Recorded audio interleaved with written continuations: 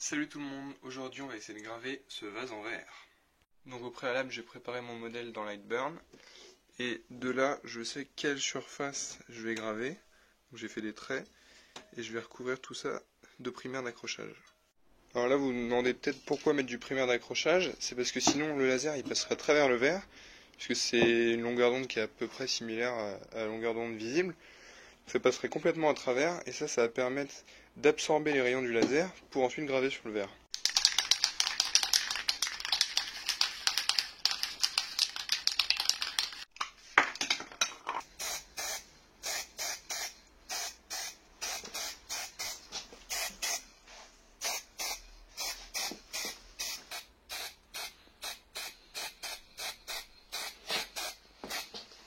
Sec et ça va être prêt à être gravé.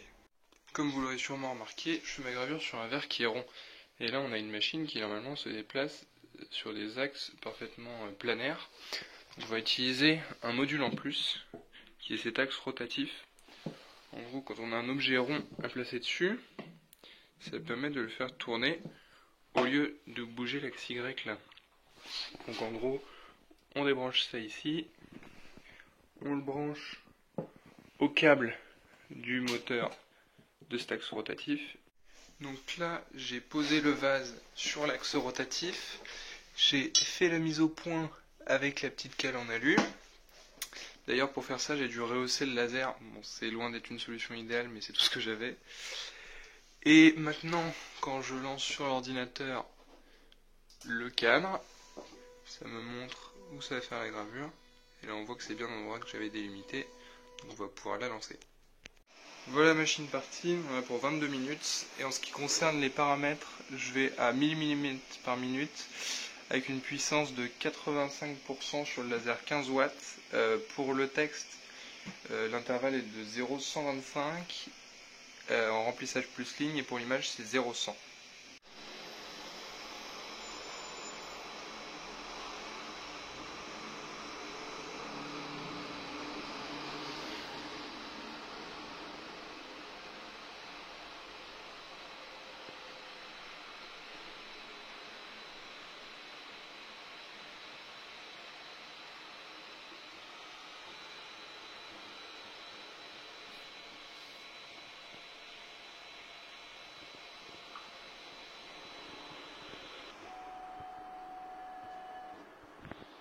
Voilà la gravure terminée.